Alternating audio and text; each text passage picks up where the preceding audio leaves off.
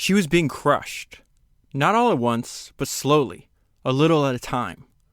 The pressure of 10 million tons of ice was driving in against her sides. And dying as she was, she cried in agony. Her frames and planking, her immense timbers, many of them almost a foot thick, screamed as the killing pressure mounted. And when her timbers could no longer stand the strain, they broke with a sound like artillery fire. Forward, where the worst of the onslaught was concentrated, the ice was inundating her. It piled higher and higher against her bows as she repelled each new wave, until gradually it mounted to her bulwarks, then crashed across the deck, overwhelming her with a crushing load that pushed her head down even deeper. More than any other single impression in those final hours, all the men were struck, almost to the point of horror, by the way the ship behaved like a giant beast in its death agonies. Later, to the privacy of his diary, Macklin confided, "I do not think I have ever had such a horrible, sickening sensation of fear as I had whilst in the hold of that breaking ship. The general feeling of relief at being off the ship was not shared by one man. His name was Sir Ernest Shackleton, and the 27 men he had watched so ingloriously leaving their stricken ship were the members of his Imperial Trans-Antarctic Expedition. The date was October 27th, 1915. The name of the ship was Endurance. The position was in the icy wasteland of the Antarctic's treacherous Weddell Sea, just about midway between the South Pole and the nearest known outpost of humanity, some 1,200 miles away. Few men have borne the responsibility Shackleton did at that moment. Though he certainly was aware that their situation was desperate, he could not possibly have imagined then the physical and emotional demands that ultimately would be placed upon them, the rigors they would have to endure, the suffering to which they would be subjected. Nobody in the outside world knew they were in trouble, much less where they were. They had no radio transmitter with which to notify any would-be rescuers, and it is doubtful that any rescuers could have reached them even if they had been able to broadcast an SOS. It was 1915. There were no helicopters. There were no suitable planes. Thus their plight was naked and terrifying in its simplicity. If they were to get out, they had to get themselves out. That was an excerpt from the book that I hold in my hand and the one I'm going to talk to you about today, which is Endurance, Shackleton's Incredible Voyage, and it was written by Alfred Lansing. This book was first published in 1959, and since then it has popularized Shackleton's name so that his name has essentially become shorthand. If you want to describe traits of a great leader, somebody that refuses to give up, you would compare somebody to be like Shackleton. Shackleton's name appears over and over again in a lot of the biographies that I read for this podcast. And now that I've read the book and understand his story, it completely makes sense why so many people have recommended this book and so many people reference it when they're going through times of immense struggle. I want to compare, before I jump into the book, I want to compare it to another book that has filled, I think this book is going to play the same role as another book I read a few years ago. That book is called The Forgotten Highlander, My Incredible Story of Survival During the War in the Far East. I have the book, I bought it on Audible. It's like a long podcast. I think it's 3 hours and 14 minutes long, but I want to read my notes that I have on that book real quick, just to give you the basic plot, and I want to compare it to what I learned about Shackleton. And I think this will give you a better understanding of why it's so important to understand Shackleton's story and why so many other historical figures have referenced him. So this is the basic plot of The Forgotten Highlander. Alistair Urquhart, who's the author and he's telling his story, was conscripted into the British military to fight during World War II. He was 19 years old. He was sent to Singapore. The Japanese invaded and he was taken hostage. He survived 750 days in the jungle working as a slave on the death railway and the bridge on the River Kwai. Most of the time, he worked completely naked. He contracted dysentery, malaria, and tropical ulcers. A lot. He was transferred to a Japanese hell ship. The ship was torpedoed. Almost everyone on the ship died. He did not. He spent 5 days adrift at sea until he was picked up by a Japanese whaling ship. He was then sent to Nagasaki and forced to work in a mine. 2 months later, he was struck by the blast from the atomic bomb. He was freed by the U.S. Navy shortly thereafter. He returns home to Scotland and finds out his best friend died in the war and the girl he loved got married and moved to Canada. At 90 years old, he writes this book to inspire others to persevere when they are faced with hardship in their life. So that last line right there where he says 90 years old, he wrote the book to inspire others to persevere when they are faced with hardships in their life. I think that's the same way people use Shackleton. I use The Forgotten Highlander. Now moving forward, I'm definitely going to reference this book and Shackleton's story. Anytime you're going through struggles, and that's inevitable that we all do, it could be a death of a loved one, you could have troubles at work, whatever it is, I think it's extremely helpful to step outside of yourself and be like, yeah, things are not going well right now, but I'm not naked in the jungle and I don't have malaria. And then I just want to relate the two stories together with this quote from Steve Jobs. Like, why am I bringing this up? Why is this so important? Because I came across this quote from Steve Jobs a long time ago, and I've never forgot about it. And he says, I'm convinced about half of what separates successful entrepreneurs from non-successful ones is pure perseverance. And so I don't think that just applies to entrepreneurship. I think it applies to doing anything that's really, really hard. And what Steve is telling us there is most people quit. They give up. Half of what made him successful, half of what he views makes other people successful is the fact they just refuse to. Okay, so I want to go back to right where I left off in the book. Their ship has been crushed, and they're forced to evacuate on these giant floes, which are just giant pieces of ice floating in the ocean. This is an insane coincidence. What I'm going to read you, and then I'm going to give you some background on the trip and more on Shackleton, okay? The nearest known place where they might find at least food and shelter was tiny Paulet Island, which is 346 miles away. There, in 1903, 12 years before, the crew of a Swedish ship had spent the winter there after their vessel was crushed by the ice. So exact same thing that happened to Shackleton. The ship which finally rescued that party deposited its supplies on Paulet Island for the use of any later castaways. Now here's a crazy coincidence. Ironically, it was Shackleton himself who had been commissioned at the time to purchase those supplies, and now, a dozen years later, it was he who needed them. Okay, so here's some background into what they were doing before. The goal of the expedition before their ship got crushed by ice. It says the goal of the Imperial Trans-Antarctic Expedition was to cross the Antarctic continent over land from west to east. Evidence of the scope of such an undertaking is the fact that after Shackleton's failure, the crossing of the continent remained untried for fully 43 years until 1957-1958, so just right around the time that this book was actually published. Now I need to give you some background to Shackleton. This was not his first rodeo. He was a very experienced explorer. This is the time in history. I don't know if you've ever heard of this. Before I read the book, I had not. It's called The Heroic Age of Antarctic Exploration, and that runs anywhere from like the end of the 1800s to right after the conclusion of World War I.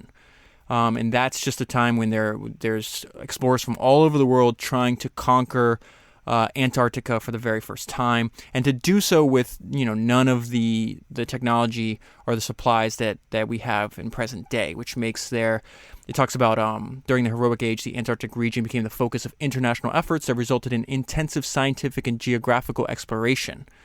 The common factor in these expeditions was the limited nature of the resources available to them. And each of them, the expeditions, became a feat of endurance that tested and sometimes exceeded the people's physical and mental limits, where you have a lot of people obviously dying in such harsh conditions as you could imagine. So let me give you some background. What was taking place right before they went on this expedition. It says Shackleton returned to England a hero of the empire. He was lionized wherever he went, knighted by his king, and decorated by every major country in the world. Remember, this is before the events that take place in this book. So he talks about, he started making a little bit of money, went on a lecture tour, wrote a book, that kind of thing. But then he has this sudden nagging in his mind. His thoughts had returned to the Antarctic. He had been within 97 miles of the pole, and he knew better than anyone that it was only a matter of time until some expedition attained the goal that had been denied him. And now this is Shackleton talking about, he's making his primary argument for why would you even attempt such a thing? You almost died. I think he's been to the Antarctic at that time 2 or 3 previous times, and yet even after all the struggles he went through, almost dying, he decides to go back. So he wrote, this is his reasoning for taking this trip. From the sentimental point of view, it is the last great polar journey that can be made. It will be a greater journey than the journey to the pole and back, and I feel it is up to the British nation to accomplish this. For we have been beaten at the conquest of the North Pole and beaten at the first conquest of the South Pole.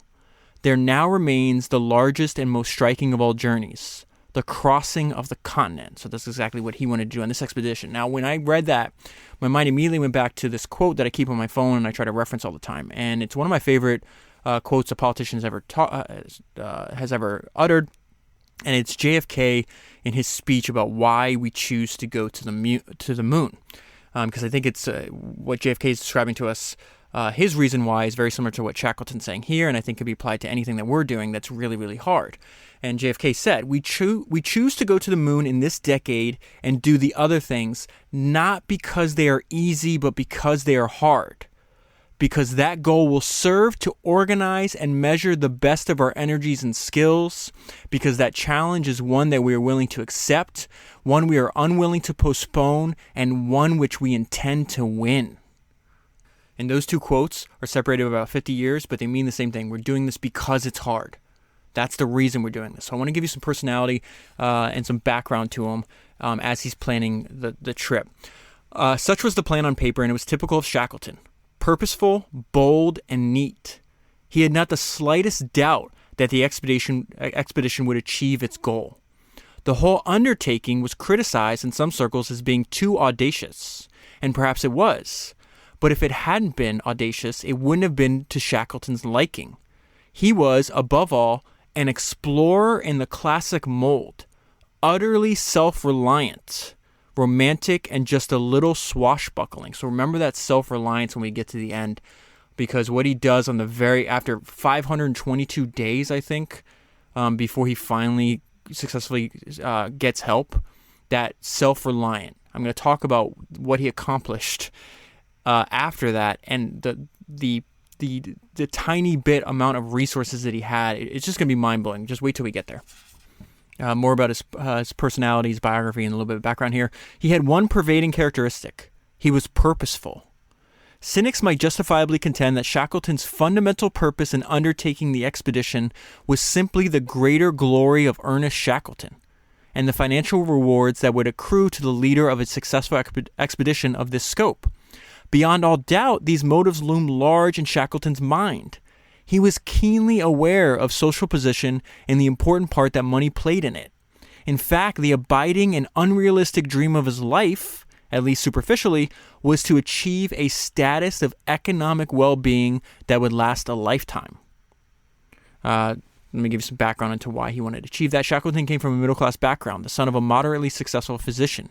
He joined the British Merchant Navy at the age of 16, and though he rose steadily through the ranks, this sort of step-by-step advancement grew progressively less appealing to his flamboyant personality. Between expeditions, he also pursued this financial masterstroke. He was perennially entranced with new schemes, each of which, in turn, he was sure would win his fortune. Now, this is going to be interesting because this is almost, now that I'm rereading the section after completing the book, this is kind of like bizarro Shackleton.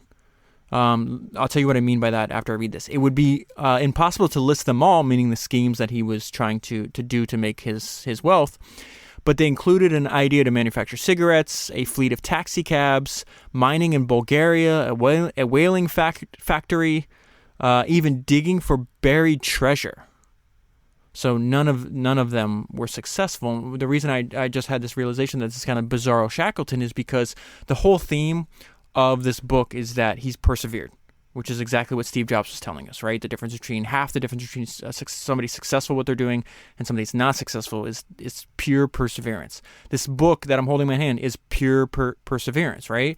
And yet when he's trying to accumulate wealth, what is he doing? He's jumping around to every single idea that catches his fancy. And then he wonders, why am I not successful at this? Shackleton, this is a little bit about why Shackleton is a misfit, of course. Shackleton's unwillingness to succumb to the demands of everyday life and his insatiable excitement with unrealistic ventures left him open to the accusation of being basically immature and irresponsible. But the great leaders of historical record, the Napoleons and the Alexanders, have rarely fitted any conventional mold, and it is perhaps an injustice to evaluate them in ordinary terms. There can be little doubt that Shackleton, in his way, was an extraordinary leader of men. Now, before I read this next section to you, go back to that JFK quote that I just read, and you're going to see the exact same theme that JFK was talking about that is in the motivations for Shackleton to even attempt to do something as crazy as he did. In a very real sense, he needed it. Something so enormous, so demanding that it provided a touchstone for his monstrous ego and implacable drive. In ordinary situations, Shackleton's tremendous capacity for boldness and daring found almost nothing worthy of its pulling power. In the Antarctic, here was a burden which challenged every atom of his strength. Okay, so this next quote I'm going to read to you. In the research that I was doing for this podcast, I've come across variations of this quote. It's probably half a dozen different variations of the quote. Don't worry about the names. They're just all reference. They're referencing different heroes of the heroic age of Antarctic exploration. But it's really going to talk about, it's a really good summary of what the value is in reading this book and understanding Shackleton's story. So it says, for scientific leadership, give me Scott. For swift and efficient travel, Amundsen. I'm not pronouncing that name correctly. But when you're in a hopeless situation, when there seems no way out, get down on your knees and pray for Shackleton. So to get ready for this expedition, he buys a ship, he renames it, and he renames it Endurance after his family motto, which is fantastic. The motto of the family, by endurance we conquer. That could also be a 4-word summary of this book. Something to know about Shackleton that appears multiple times in this book is that he trusted his instinct. In this case, he's doing interviews for the people that he's going to lead on the expedition, and this was, it's going to be really surprising, but it gives you an insight into he just made his decisions from his gut. These decisions were made with lightning speed. There is no record of any interview that Shackleton conducted with a prospective expedition member that lasted much more than 5 minutes. It's also interesting to note that the start of World War I almost ended this trip before it actually began. It begins right as they're about to leave. Shackleton's uncertain about, he felt fierce loyalty to his country. Should I stay? So he winds up asking them. But let me read this part to you first. Shackleton's position could hardly have been worse. He was damned if he did and damned if he didn't. He was just about to leave on the expedition he had dreamed about and worked towards for almost 4 years. 4 years of prep went into it before they were even able to get on the boat. Vast sums of money, much of it involving future commitments, had been spent, and countless hours had gone into planning and preparation. At the same time, he felt very strongly about doing his part in the war. So he asked the government what they think he should do. The reply was a 1-word telegram: proceed. 2 hours later, Churchill has to pop up in the story. Of course he does. 2 hours later, there was a longer wire from Winston Churchill, who was then the First Lord of the Admiralty, stating that the government desired the expedition to go on. So after 4 years of a lot of uncertainty, they finally embark on their journey. And I love this part. And really the summary of this part is that focus simplifies things around you. All the ambiguity of the planning is gone, right? And now they have one goal and one goal only. Life had been reduced from a highly complex existence with 1,000 petty problems to one of the barest simplicity in which only one real task remained: the achievement of the goal. So Shackleton picked 27 men to go with him. They find out that there's a stowaway, there's a 28th person that was not invited, and this is what Shackleton said to him. If we run out of food and anyone has to be eaten, you will be first. Do you understand? So they wind up leaving South Georgia Island on December 5th, 1914. Things go bad very rapidly. By January 18th, so what is that, a month and 2 weeks later, the Endurance is stuck in the ice. They call it beset. And this is a great description of the condition of the ship. It was frozen like an almond in the middle of a chocolate bar. Among the men, the realization that the Endurance was really beset for good came very slowly, like a kind of creeping resignation, a bad dream from which there was no waking. So this next section is really, the note I left myself is euphoria and terror, and that sometimes you have to keep it to yourself. That euphoria and terror is a quote from Mark Andreessen, which I always it stuck out in my mind the first time I heard it. And he talks about that in startups, you only ever experience two emotions, euphoria and terror. And he says, I find a lack of sleep enhances both. And essentially, that's his really succinct way of describing this phenomenon known as like the entrepreneurial emotional roller coaster. And really, it doesn't just apply to building businesses, it applies to doing anything hard in life. And so this is what Shackleton is experiencing himself. But again, he's the leader. He cannot betray this and show this to the people that are relying on him to stay strong. So he said he was tormented by thoughts, both of what had happened and what might happen. He was careful, however, not to betray his disappointment to the men, and he cheerfully supervised the routine of readying the ship for the long winter's night ahead. So they're taking all the stuff off the ship that they might need before it sinks and transferring it onto this gigantic piece of ice that is essentially going to be their home for the next, they don't know it yet, but for the next several hundred days. So while this is all going on, we see a lot of Shackleton's inner thoughts about, he understood, we all are influenced by the words and the actions of those around us, much more than we even care to admit. And so not only does he got to worry about survival, but he's got to worry about managing the mental health of all the people that he's leading. And there's one guy that is very moody and pessimistic, and this is what Shackleton, this is how Shackleton approaches that. He was unique among them in the fact that he worried outwardly about the future. Meaning he's verbalizing this, he's talking about this, whereas almost everybody else was confident that everything was going to be all right. Shackleton's obvious and increasing dislike for him, Shackleton's not going to find that behavior appealing. Shackleton seemed to fear that this attitude would spread to the other men. And so what Shackleton does in situations like this is he actually takes the burden on himself. So he'll make sure if they're picking roommates for tents, he'll pick the people that are more negative, so he can influence their thoughts, and if they are saying negative things, it only influences him. So there's a as you can imagine, over this long story, there's all these peaks and valleys that continue to repeat over and over again. And so during a peak where they're elated, he has this great parable about tempering your overconfidence. You don't want to be overconfident too early. So it says, Shackleton said, there once was a mouse who lived in a tavern. One night the mouse found a leaky barrel of beer, and he drank all he could. When the mouse had finished, he sat up, twirled his whiskers, and looked around arrogantly. Now then, he said, where's that damn cat? So at this point in the story, the boat is finally gone. So they know, okay, this is not temporary.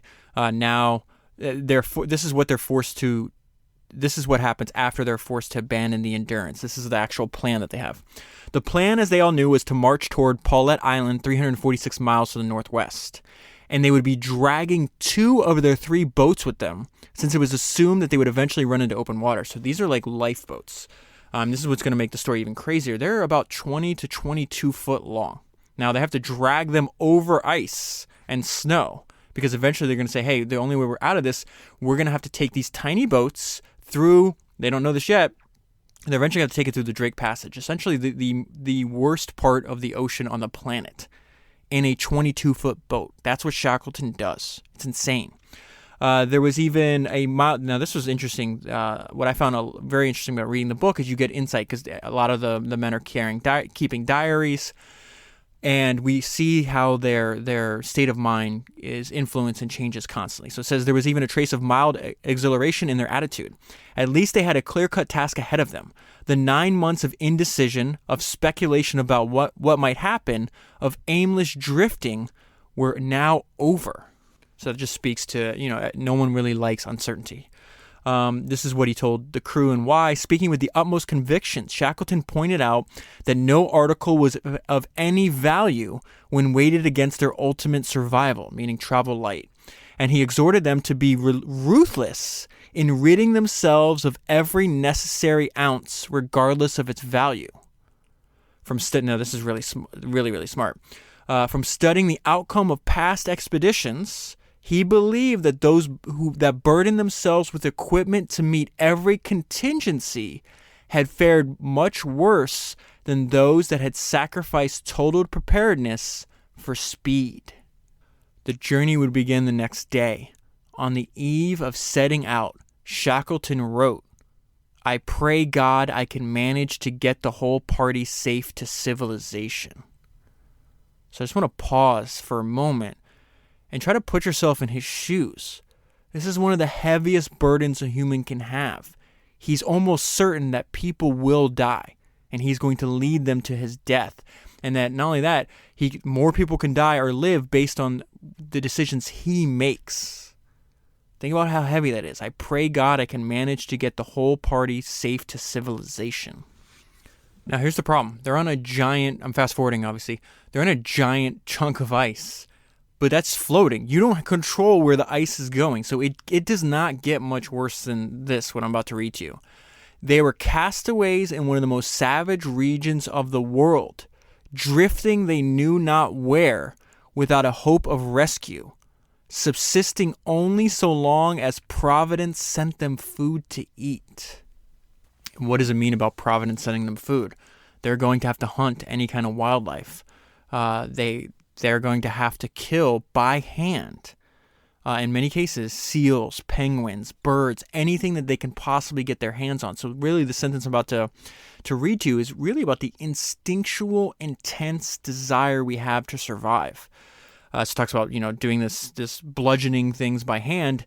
At the beginning, they were very squeamish. So they were squeamish about this seemingly cold-blooded method of hunting, but not for long. Now, why is that? Because they're literally they're going to starve to death, but not for long. The will to survive soon dispelled any hesitancy to obtain food by any means. So when I got to this section of the book, it reminded me of another story that I heard that was retold by this person's son. So this person was trying to escape Cuba. There were two 14-year-olds and one uncle. So, 2 14-year-olds and maybe a 30-year-old uncle kind of thing. And they take a giant truck tire, think of a bulldozer's tire, and that's what they use. So they get in, 3 of them have no experience. They're trying to get from Cuba to the southern tip of the United States. This is probably, let's say, 35, 40 years ago. And they brought enough water to drink, and then after a few days, it becomes tainted, and they can't drink it anymore. And so one of the stories that he's telling his son later on after he survives this, being a 14-year-old boy going through this, is they had these oars and they were trying to row this gigantic truck tire, right? And every so often birds would land on the oars when they weren't using them. And eventually they had to grab the bird by hand. Remember, you can't drink salt water, you would die. And they had to crush the bird with their hand and drink the blood of the bird. And so his son's asking him, he's like, "Dad, how could you possibly do this?" He's like, "You don't understand. When you haven't drank anything for 3 days and you're about to die, you have this instinctual desire to survive." And it's exactly what Shackleton's experiencing, half a century earlier. This is more about the heavy burden of responsibility of the leader that Shackleton's having to endure. Not only, the physical demands of being in such a treacherous place, but the mental demands, knowing that everybody's physical safety and well-being rests on your shoulders. It was inescapable. He was the boss. There was always a barrier, an aloofness that kept him apart. It was not a calculated thing. He was simply emotionally incapable of forgetting, even for an instant, his position and the responsibility it entailed. The others might rest or find escape by the device of living for the moment, But for Shackleton, there was little rest and no escape. The responsibility was entirely his. And a testament to how great a leader that his men thought he was, something that blew my mind, is even after you read this book and you find out, it doesn't say it in the book, I found out researching otherwise, after everything that happens in the book, Shackleton goes back, and a lot of the people that went with him on the first trip join him again. It's unbelievable. But this is another reminder. So the point of the story we're in, there's a very lack of progress. And of course, it's going to be demoralizing, right? And this is where he talks about that mind. It's so important to manage your own psyche and then the psyche of the people that you're leading, that we can make heaven or hell out of the same situation depending on our mindset. I think this is extremely important. Shackleton was concerned of all the enemies, the cold, the ice, and the sea. He feared none more than demoralization. That is a crazy sentence. Let's read that again. Shackleton was concerned of all the enemies, the cold, the ice, the sea. He feared none more than demoralization. He understands the power our mind has, and he understands you have to manage that power. It's extremely important. So I want to bring to your attention, there's several times in the story that they go down one path that looks promising, and then eventually they get to a dead end and they have to retreat. And that, of course, is going to be extremely demoralizing, extremely heartbreaking. So this is an example of that. Shackleton reluctantly announced that they could not go any farther. Most of the men received the news with dismay. To hear Shackleton himself say that they had been beaten sounded almost unnatural and a little frightening. None of them, however, could possibly have felt their defeat so intensely as Shackleton, to whom the thought of quitting was abhorrent. Go back to that Steve Jobs quote. Half of what makes you successful is pure perseverance, meaning you are not going to quit. This Shackleton's version of that. The thought of quitting was abhorrent. He wrote in his diary that night, I turned in but could not sleep. Thought the whole matter over and decided to retreat to more secure ice. It is the only safe thing to do. I am anxious. I do not like retreating, but prudence demands this course. And so we see in the story of Shackleton, something we've seen over and over again, that sometimes your greatest strength can also be your greatest weakness. And we get that an insight into how this befell Shackleton as well. Shackleton was not an ordinary individual. He was a man who believed completely in his own invincibility. So that's a huge strength, right? But it could also be a weakness in certain circumstances. It's very hard. It's not black and white. And to whom defeat was a reflection of personal inadequacy. What might have been an act of reasonable caution to the average person was to Shackleton a detestable admission that failure was a possibility. Alfred Lansing can write his ass off. There's going to be some sentences in the book. Just the writing in this book is insane. It's one of the best books I've ever read. I could not put it down. I can't tell you how good it is. To the point where I fell asleep reading it. I could not wait to wake up the next morning and find out what happens in the story. It's fantastic. And there's going to be some sections I share with you that I have nothing to add other than this is just a great sentence. And there's especially the description, you really feel when Shackleton finally makes it. I had tears of joy in my eye. I'm not that's not hyperbole. You feel like you know who this person is, the way he describes him. And then I really like the fact that there's a lot of quotes from all the men's different diaries in here. You get an insight. You follow them along through several hundred pages, several hundred pages in our life, but it's almost 2 years in their life of just intense struggle. And you really are, towards the end, rooting for them to survive, which they do, which is insane. Okay, this indomitable self-confidence of Shackleton took the form of optimism. But at the same time, the basic egotism that gave rise to his enormous self-reliance, remember that's a positive trait, it's about to be turned into a negative, occasionally blinded him to realities. He tacitly, I think how you pronounce that word, expected those around him to reflect his own extreme optimism. And he could be almost petulant if they failed to do so. And that's the problem. He is not, he's a formidable individual. He is a misfit. He's he's unusual among unusual people. So this idea that, that other people are going to be able to do the same thing that you are, is just, you're setting yourself up for failure. And you're seeing the same thing happen to Shackleton here. Almost everything he had undertaken, the expedition, saving the Endurance, and 2 attempted marches to safety had failed miserably, right? So I'm still in the same section where the strength is going to turn to weakness. You have to be crazy. You have to be full of self-confidence and utterly self-reliant to even attempt an expedition like this. But then to attempt it and then to fail over and over and over again, what do you think is going to happen? You're going to have these little seeds of doubt in the back of your mind. I'm not good enough. We're going to die. I can't do this. And what happens? You give into that. You are definitely going to die. You have to fight that back. So it says everything he had done had failed miserably. The lives of 27 other men were now in his hands. I am rather tired, he wrote. I suppose it is the strain. I long for some rest, free from thought. So now he's having to manage his own mental health, and he's being tormented by the idea that maybe I'm not as good as I thought I was. I thought I could do this, and yet everything I've done since everything went downhill has been an utter and complete failure.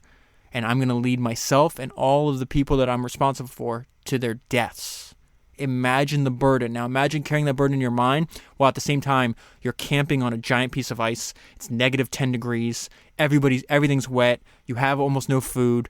You're cold. You're miserable. You're sleeping terribly. Everything compounds. I just could not imagine. There's probably very few people in history that have ever had heavier burdens than Ernest Shackleton. This is a description of the ceaseless hunger. At the time in the story, it's 10 below zero and everything is wet. I kind of just ran over my own point here. Men felt the shortage of food almost as physical pain. The compulsive craving of their bodies for more fuel to burn to ward off the cold caused a gnawing, ceaseless hunger. So not only do they have a limited amount of food, right, and that's also it's going to be influenced by the amount of wildlife they can hunt around them, but they're exerting themselves physically because they're constantly marching and having to move and then pull their supplies, pull their boats. So they're at a calorie deficit and they're requiring a lot more energy from the body simultaneously. So during this time, they're almost out of food. There's here now they're in a valley, right? Now they're going to almost immediately in a few moments they go to the top of a peak, and this is just a reminder that things in your life can improve rapidly. Through the mist, a strange shape appeared. Wild, that's the last name of Shackleton's right-hand man, ran to get his rifle from the tent, and then he dropped to one knee and shot. The animal bucked and slowly sank down onto the ice. It was a sea leopard, nearly 11 feet long, and if you don't know what a sea leopard is, you should Google image search it. It looks like a dinosaur. It is a gigantic. It's the apex predator in the Antarctic. It just killed a scientist in 2003. If you don't have a weapon, it's definitely going to kill a human. It was actually chasing this one of the guys right before the part of the story, and the only thing that actually can eat a sea leopard, if I'm not mistaken, is actually an orca.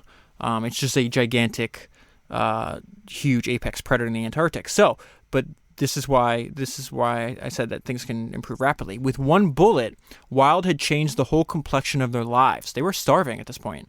There at their feet lay nearly 1,000 pounds of meat.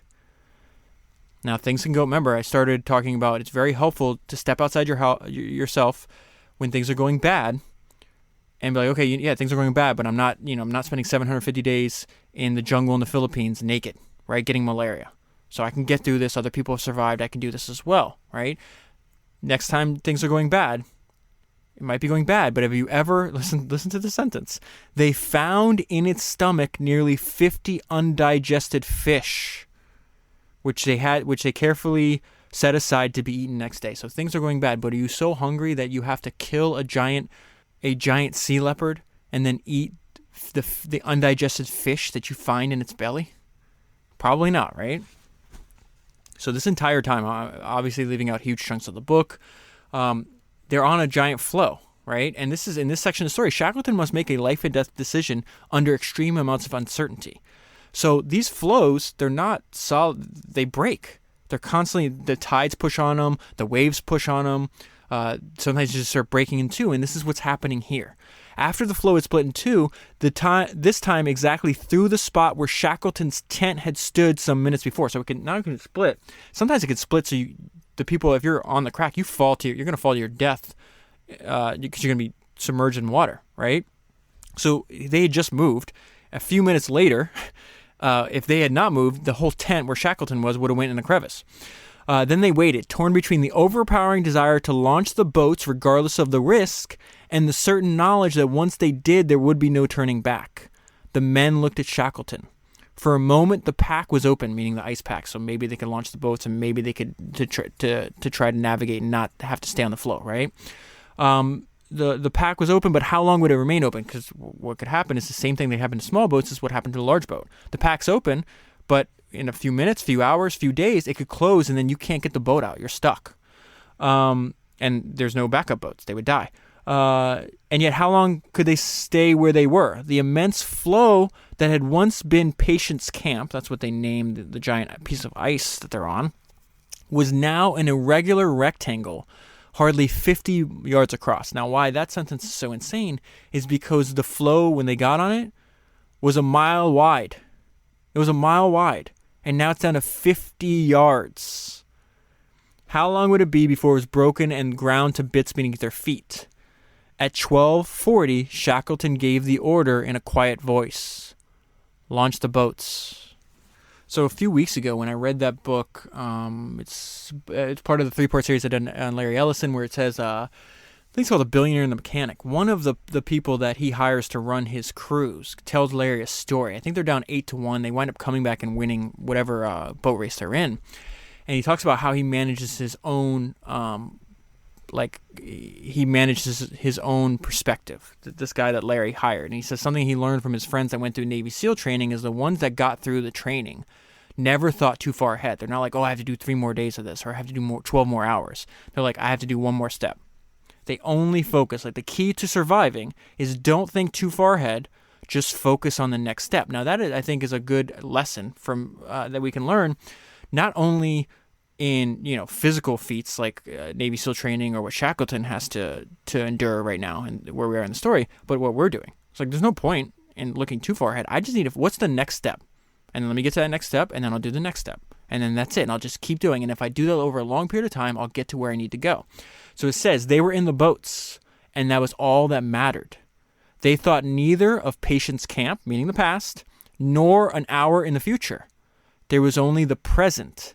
And that meant row, get away, escape. So it's like we don't know where we're going. We don't even know where we're at yet because we haven't been able to take a reading because we can't see the sun. But you know what? All we're going to do is I need to row once. Then I need to row again. And then when I'm done with that row, I'll row more and keep going and just focus on the next actual movement that I need to do. So once they launch the boat, there's no turning back. They're about to get out of the pack of ice, and they're about to go into open sea. They're trying to navigate towards an island so they could at least not be in boats they might be in them for several weeks. I can't remember the exact time. But this is a description, and this is just insane when you think about what's happening. They made a pitiable sight. 3 little boats packed with the odd remnants of what had been once a proud expedition, bearing 28 suffering men in one final, almost ludicrous bid for survival. But this time, there was to be no turning back, and they all knew it. And this is going to give you a good idea of how desperate things get while they're trying to get. They're eventually going to land on this thing called Elephant Island, which is nobody lives on it. It's just literally to get out of the boats and try to get on solid land. I'm going to describe this to you right now. They had no sleep for almost 80 hours. And their bodies had been drained by exposure and effort of almost the last vestige of vitality. But the conviction that they had to land by nightfall gave rise to a strength born of desperation. More great writing here. A strength born of desperation. It was pull or perish. And ignoring their sickening thirst, they leaned on their oars with what seemed to be the last of their strength. So I left out a part there. Why are they so thirsty? They bought 2 packs of water. One of them was tainted. So they have to drink the blood of seals to avoid dying of thirst. Very similar to the story I just told you where they're drinking the blood of the birds so they don't die of thirst. They finally make it on Elephant Island. This is the description. This is just more great writing. They were on land. It was the merest handhold, 100 feet wide and 50 feet deep. A meager grip on a savage coast, exposed to the full fury of the sub-Antarctic Ocean. But no matter, they were on land. For the first time in 497 days, they were on land. Solid, unsinkable, immovable, blessed land. Okay, so there's a really helpful map at the beginning of the book that I referenced over and over again as I'm reading the book. So right now in this story, all of them are together. They're on Elephant Island. They are 650 miles away from South Georgia Island, which is where they started this expedition from, which is the only place they know for sure. There's a whaling station there. So they know for sure there's people there that can help them. And so what Shackleton has to make the decision now, he's like, okay, I'm taking one of the boats. It's called the James Cunard or James Caird. It's 22 feet long, and it's going to be me and 5 people. We are going to risk our lives to try to go get help. Because at the whaling station, then you have these gigantic ships that you can go back and rescue the other, 22, 21 other men that are going to be stranded on Elephant Island. And this is a great description of the difficult task that's going to lay ahead of them. They would travel perhaps 1,000 miles across the stormiest ocean on the globe. The ultimate goal was an island no more than 25 miles wide at its widest point. Remember, this is 1915. There is no GPS. To guide an open boat that distance under conditions that were frightening to even to contemplate, and then to strike a pinpoint on the chart were tasks that would solely tax even Worsley. Worsley's his navigator that he's going to have to take with him. Worsley's skill as a navigator. So if they go too far south, they miss it. The next land is 3,000 miles east. They cannot miss this. So they have to travel. They think it's about 1,000 miles. They're not sure. Winds up being 650, I think, is the course that they actually chart. And they have to hit. I mean, think about it. A 25-mile wide island in the middle of the sub-Antarctic Ocean. So they're spending a few days on Elephant Island getting ready for this journey. He's picking the crew. He's doing all this other stuff. I'm going to give you read a couple sentences during this time. He has to write a letter in case he dies, transferring his the responsibility to his right-hand person. His whole letter, I'm just going to read one sentence to you. He's like, if I die, this is what the last sentence he writes. You can convey my love to my people and say I tried my best. And then this is just another more great writing on the feeling that they're having as they are about to leave Elephant Island and go on what many people expect, to never see him again. On this score, their general feeling, at least outwardly, was confident. But how else might they have felt? Any other attitude would have been the equivalent of admitting that they were doomed. And this is a really great sentence. No matter what the odds, a man does not pin his last hope for survival on something and then expect that it will fail. So Shackleton and 5 people, they're in this tiny boat. They're in one of the worst places in the entire ocean in the world. And as you could expect, Shackleton is having doubts. So he's talking to Worsley, which is his navigator. He says they spoke of many things. It was obvious that the burden of responsibility Shackleton had borne for 16 months had nibbled away somewhat at his enormous self-confidence. He wanted to talk and to be assured that he had acted wisely. He confided to Worsley that the decision to separate the party had been a desperately difficult one, and he had abhorred having to make it. But somebody had to go for help, and this was not the sort of responsibility which could be delegated to another person. As for the journey itself, he seemed strangely doubtful. During one especially trying night, the boat is being thrown around by 40 to 50 foot waves. There's gale force winds. Shortly after the part I'm about to read you, they actually get stuck in what's the equivalent of like hurricane force winds, and they somehow survive. And this is like within a few miles of getting to South Georgia Island. And it's during this tumultuous night that they're describing this, and it's just a great sentence. It's true for Shackleton. I think it's true for anybody doing anything any hard thing. The only thing to do was to hang on and endure. Oh, and I forgot to mention on this trip as well, trying to get to South Georgia Island, their water gets contaminated. So they're a few miles from the island. There's this huge storm. There's a very good chance they're going to die. They eventually have to take a detour. They were going to try to get to the whaling station. Now they just have to land on anywhere. So the whaling station is on the east side of the island. They have to land on the west side. But this section I'm going to read to you is just proof that we are all more capable than we think. For 13 days, they had suffered through almost ceaseless gales, then finally a huge rogue sea. They had been the underdog, fit only to endure the punishment inflicted on them. But sufficiently provoked, there is hardly a creature on God's earth that ultimately won't turn and attempt to fight regardless of the odds. They were possessed by an angry determination to see the journey through no matter what. They felt that they had earned it. For 13 days, they had absorbed everything that the Drake Passage could throw at them. And now, by God, they deserved to make it. In this section, this is where I was just so joyous. As quickly as they could, the other men scrambled after him. It was 5 o'clock on May 10th, 1916, and they were standing at last on the island from which they had sailed 522 days before. They heard a trickling sound. Only a few yards away, a little stream of fresh water was running down from the glaciers high above. Remember, they had no drinking water for several days. A moment later, all 6 were on their knees drinking. Now, here's the most insane thing.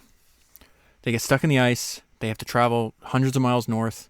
They eventually have to take little rowboats over crazy water, get to Elephant Island. Then, 20-something of the guys stay there. Shackleton and 5 other people then have to do this insane journey, 650 miles to South Georgia Island. And you think, okay, wow, they made it. That's fantastic. It's not over. They realize the storm is so bad. There's like the hurricane or whatever, hurricane force winds on the other side of the island, or not too far from the island they're on. The storm that caused them to have to land on the west side instead of the east side island had sunk a 500-foot boat. They're in a 22-foot boat. So Shackleton realizes, we have to go over by land. There's 6 people on the beach, right? He's like, okay, I'm going to take 3 of us, and we're going to cross over by land. South Georgia Island, up until that point, here's the insane part, had never been crossed by land. People thought it was impossible. Imagine a series of mountains covered with ice. It's 30-something miles that he's going to have to cover with just him and 2 people. So even after 522 days, everything he has experienced, now he's got another monumental task in front of him, one that no other human being had ever done before. Now, he's going to succeed, obviously, and then they're going to get help from the whaling station. It takes, I think, 3 failed attempts and 4.5 months before he's able to rescue the rest of his crew, and every single person in his expedition survives. But this is where I'm going to end it on this last of his amazing accomplishments. The fact that he travels over this inhospitable South Georgia island covered in mountains of ice. Okay? This is the crazy thing. The crossing of South Georgia, I'm reading from the book now, had been accomplished only by one other party. And that was almost 40 years later in 1955. It was a British survey team. The party was made up of expert climbers and was well equipped with everything they needed for the journey. So they had planes helping them, helicopters helping them. They had radio transmitters at the time. They were expert climbers. Shackleton was not an expert climber. They had all the supplies. They could take as long as they needed. Shackleton did it with 3 people in 36 hours without sleeping. There's a time where 2 of his friends fall asleep. They try to take a rest. He's about to fall asleep, and then he jumps up immediately. He's like, oh no, because there's something like the Arctic sleep of death where you get really cold. So you're like, oh, I'm just going to sleep. You feel tired. Once you go to sleep, you never wake up. And so he immediately, after letting them sleep for 5 minutes, he wakes up the 2 people he's traveling with. And it's like, hey, you guys slept for a half hour. We got to get going. So he does all of this with almost no equipment, over 36 hours and no sleep. Okay. These people did it 40 years later with everything. And this is the people in this party, in this British survey party, describing like their admiration and just the unbelievability of what Shackleton did. And so he's describing Shackleton's party here. 3 men of the heroic age of Antarctic exploration with 50 feet of rope between them and a carpenter's axe. The same thing that people 40 years later needed: helicopters, planes, equipment, expert climbers, gear. way more time. They could plot everything out. Shackleton and these two people did with 50 feet of rope between them and a carpenter's axe. We are all more capable than we think, and I'll leave this with his description. I do not know how they did it, except they had to. And that's where I leave it. I highly, highly, highly recommend reading this book. There's a reason that, 60 years after the book was published, people still talk about it. They're still reading this book. It's one that I know I'll reference over and over again, and I'll go back and reread my highlights over and over again. It was absolutely fantastic. If you want to buy the book and support the podcast at the same time, do so by using the links that are in the show notes on your podcast player, or you can go to founderspodcast.com and buy using the links that's on the website. That's 144 books down, 1,000 to go, and I'll talk to you again soon.